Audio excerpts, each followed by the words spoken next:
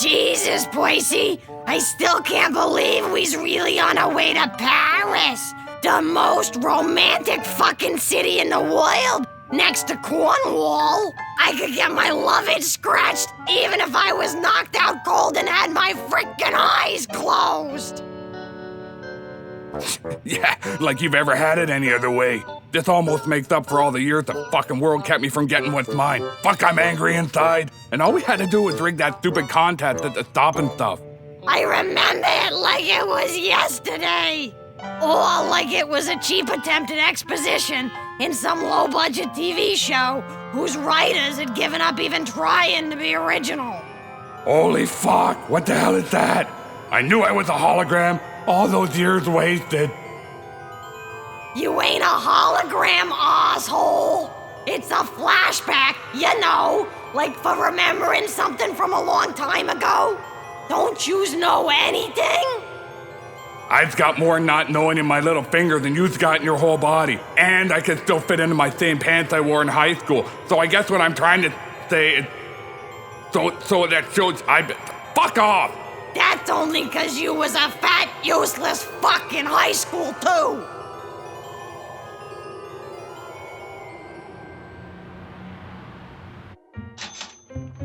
Hey, look, isn't that Frank Sinatra or one of them other old dead famous people?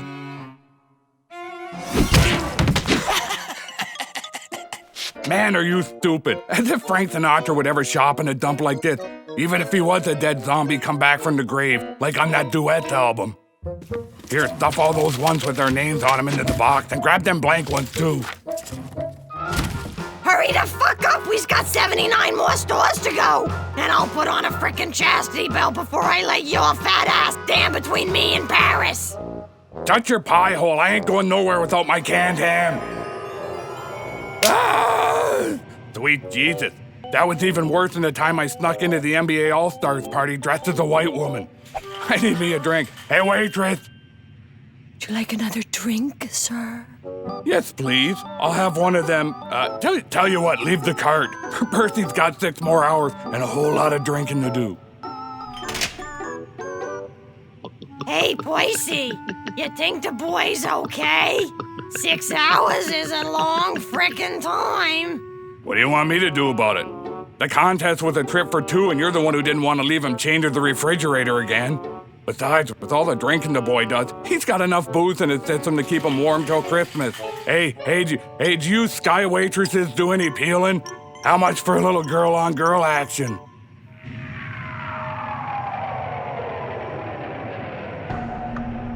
Kevin couldn't remember ever being this cold in his whole life. Of course, his long-term memory wasn't any great shakes either, so he couldn't be too sure. Kevin decided it was time to make a few changes, and this time he was pretty sure that just switching his father's 3 nightly chocolate bars for extra-strength oral laxatives wouldn't be enough.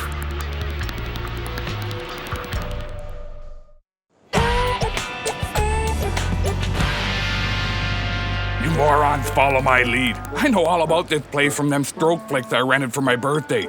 An eye full of my tower, Napoleon's boner parts, screwing Notre Dame. Ha!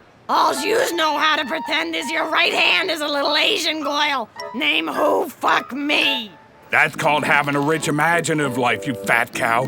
I know the French got all the wine you can drink for free, the whores come younger and cheaper, and the national pastime is sheep shearing. And not the kind that uses scissors, if you know what I mean.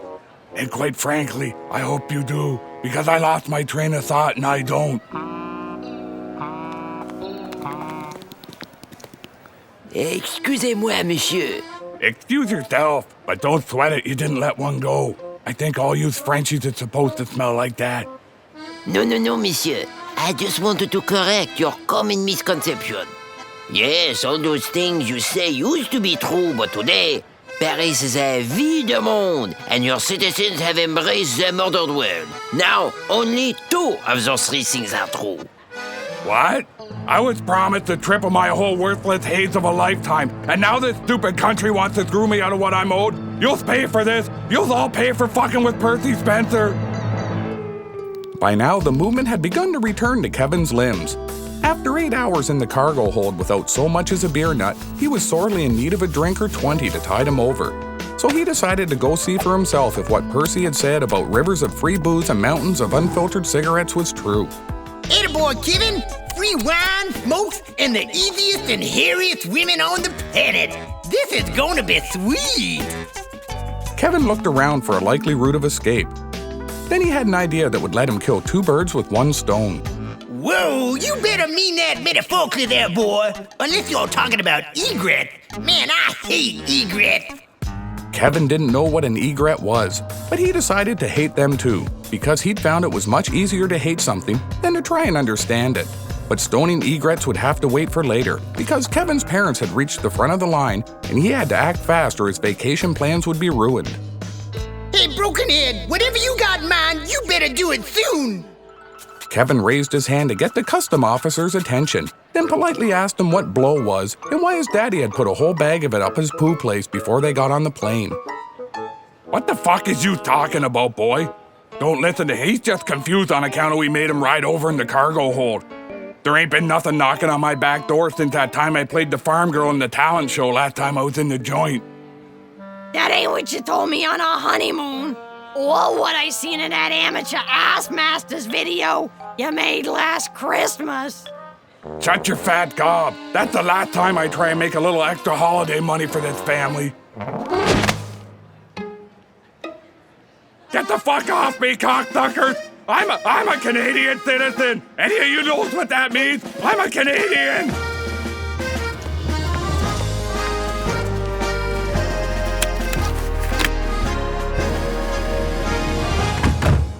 I always figured his bunghole was gonna do him in, but I never figured it'd be for something they had to take out of there. Hey, Kevin, what do you want to do now? Kevin? Oh, that's just fucking great. Now I'm gonna have to spend an hour of good screwing and drinking time just sitting on my keister, filling out paperwork.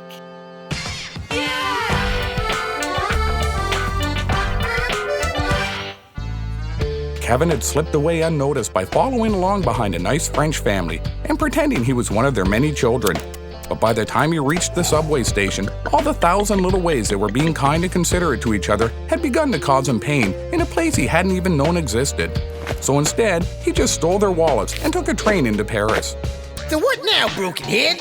I don't know about you, but I ain't seen any rivers filled with anything but sewage and human waste. Kevin found himself wondering if Allen had always been this annoying or if it was just that they were on vacation. Then he looked up at the awe-inspiring cathedral in front of them and began to think how all the great religions of the Western world have built places of such beauty and magnificence simply by pillaging the wealth and resources of cultures that were vastly more ancient than their own. Then he leaned forward in his chair and let a really good one loose. Good one, boy. Way to show him the effect the good old North American diet could have on the belt. Now how's about we tie one on to celebrate? Seeing as he was still about 2/3 closer to being sober than he'd ever wanted to be in his life, Kevin thought that was the best idea Allen had all day. Oui, monsieur, est-ce que je peux vous aider? Kevin didn't know what the hell the waiter had just said, so he figured he was either speaking French or was just damaged in the head. Either way, Kevin felt sorry for him, so he very slowly told him to bring them 78 gin and tonics and another 32 gin and tonic chaser. But you are just a child. What do you think this is, some uncivilized wasteland? This is France.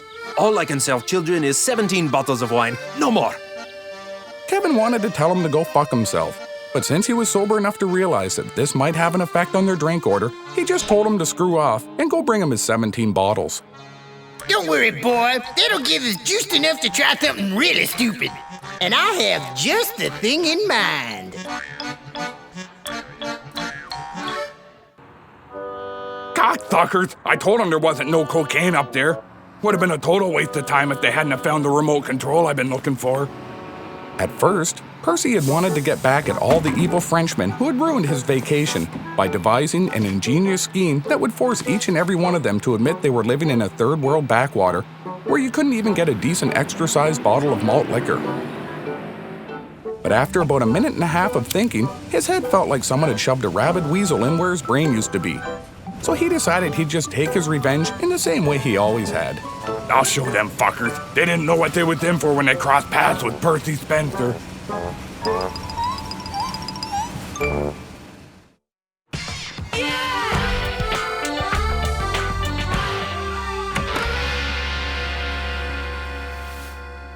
So you say your name is Pierre McFranchy, you are a French citizen, and you are here to sign up for something called Bogey? Fuck yeah, I mean, use his right, Padre. But you don't speak any French. I have a brain injury, so I only talk good in English. And you want us to make your checks out to a Percy Spencer, and then mail them to an address in Canada? See? So when do I get my pesos?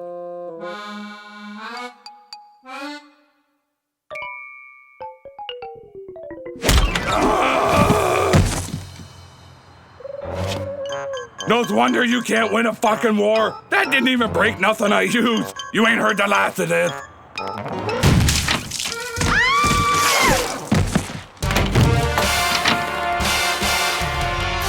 It's time somebody showed this stupid country how to set up a proper welfare state. Those people who are too smart, gifted, or hard drinking to work can still live right. And drunken welfare man is just the one to do it.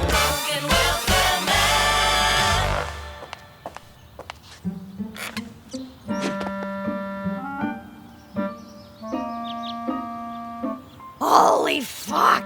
I ain't walked this much since they had the sale on cooking wine at the Molcot. My dogs is killing me. Hey, who the fuck is you? Holy crap! Charlie, is that you? Trust me, cabbage head. See, these here are the catacombs, where every important French person who ever lived is buried. And where there's famous people's corpses, there's embalming fluid. You ever gotten a really good embalming fluid, Buzz boy?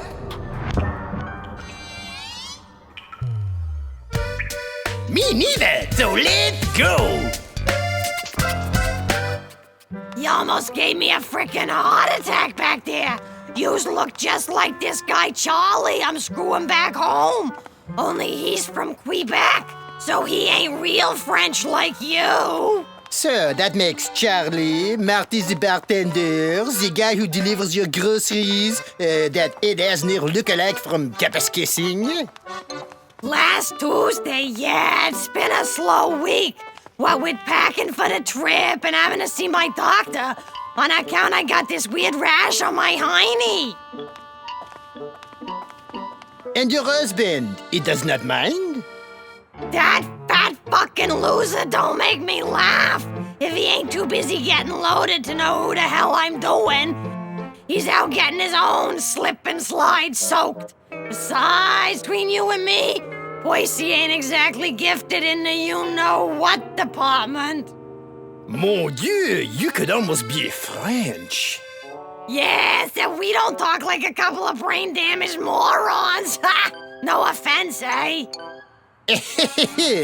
Come, Anastasia, tell me, what shall I show you next? The Arc de Triomphe, the hidden secrets of Montmartre, the beautiful Luxembourg Gardens? Listen, whatever the hell your name is, you's had me at how's about a drink? And I ain't exactly the chocolate and roses kind of girl. So what do you say we skip all the French crap and head back to your place so we can get busy before I start losing my buzz?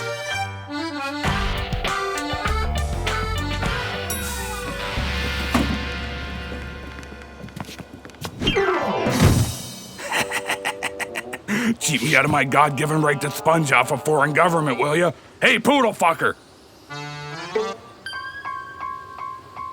Grab this here end and don't fuck it up!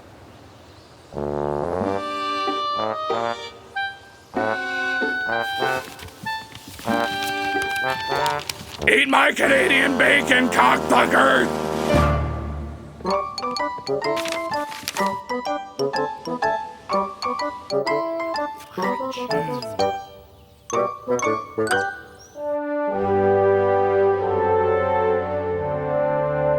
One more question, s'il vous plaît. Merci, Monsieur President. As leader of a country whose global relevance has sunk to the place where Johnny Depp lives, can you tell us, Sacre bleu!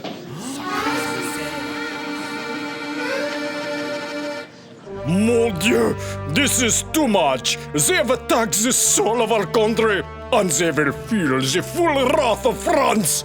Marcel! Prepare the pen. It is time for a strongly worded letter.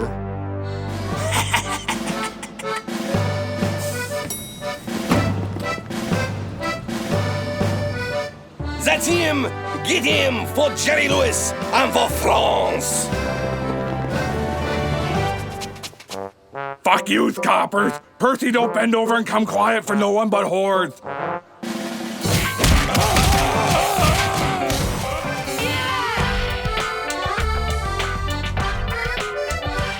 Jesus, Johnny, that was frickin' fantastic! No one's made my toast coil like that since them college kids tricked me into helping them get into the Guinness Book of X-rated records. I'm French. I know. That's why I figured you'd either be hung like a midget or spend the whole time talking about Jerry Lewis instead of just calling out his name a couple of times when we was playing Connect Annie's Dots. But this Charlie you talk of back home, the one who looks so much like me, surely he's a great lover too? Charlie, a great lover? Not unless you'd call 7 seconds of sweaty grunting, followed by 20 minutes of trying to find my underwear under the passenger seat. Great! Holy shit, that's Percy! And that is why Americans are stupid, women like it when you cheat on them, and Jerry Lewis is the greatest man on earth! But back to breaking news, where police are preparing to bring down the monster they have begun to call the really stupid foreigner who is also surprisingly not American.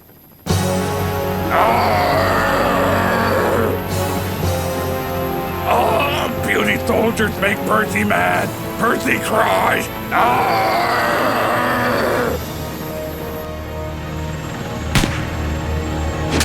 Hey, you fuckers, that hurt! Wait a minute. Hey, that's pretty sweet. I didn't even have to go to all the trouble of swallowing. Hey, cocksuckers, is that the best you got?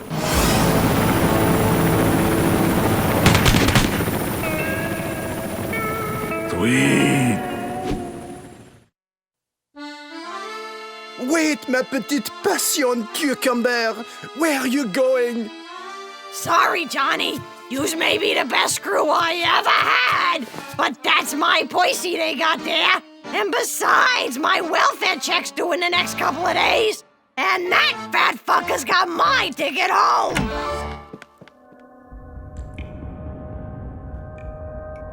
Well, that wasn't the right turn either. No bodies, no embalming fluid, and you're almost down to the legal limit. I gotta think of the way out of here.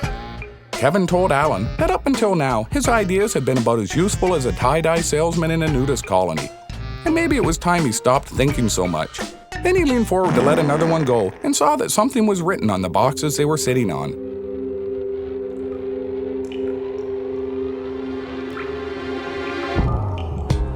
Attaboy, Brokenhead! We found the secret tomb of France! And where there's bodies, there's embalming fluid! Still thinking much more clearly than he liked, Kevin was already miles ahead of Allen. He pointed out the large jar on the ground at Allen's feet and invited him to help himself first, just in case drinking embalming fluid might have some unwanted side effects. What, you afraid? It's simple. Alcohol burns, right?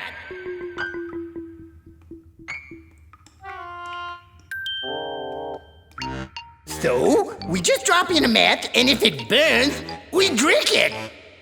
Kevin wasn't as convinced as Allen in the wisdom of this particular course of action. But seeing as how his growing sobriety had brought with it both a bad headache and the possibility of having to face a conscious awareness of his own life, he immediately lit a match and dropped it into the jug before his brain had a chance to talk him out of it. You cocksuckers wouldn't be so brave if I was loose. and had a machine gun, and you was both tied up and unconscious, and I was a giant robot monkey cyborg from outer space, and you was made out of that cheese with holes in it, and holy fuck, now you've done it. Don't you still eat my Percy! Until I get my ticket out of his fat hide first, and before I forget, any money he's got on him, he stole from me. You fat alcoholic whore. She's lying. She's the one who stole something from me my whole fucking life. Shut your fat, lying, ashtray-smelling sinkhole lover! The fuck is that?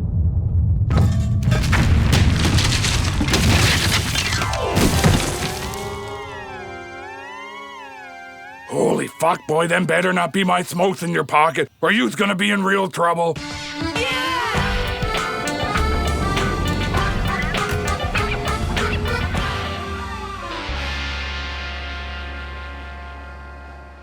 Deported from Paris. They let anyone in here. What the fuck is you laughing at? Deported. That's just another word for a free ticket home. So as I cashed in all our return tickets, threw out all your and the boys' crap, and filled our bags with duty-free booze and smokes. Oh, Percy, this is the best trip after all. With another 17 bottles of wine in him, Kevin decided that maybe his parents weren't so bad after all, and he started to regret spiking their booze with the leftover embalming fluid he'd brought with him from the catacombs. Kevin thought that when all was said and done, maybe he'd actually learn something important about himself. But whatever it was, he couldn't seem to remember it, and that made him mad again, until he realized that maybe the best lesson was to never learn anything at all. Amen, broken head. Amen.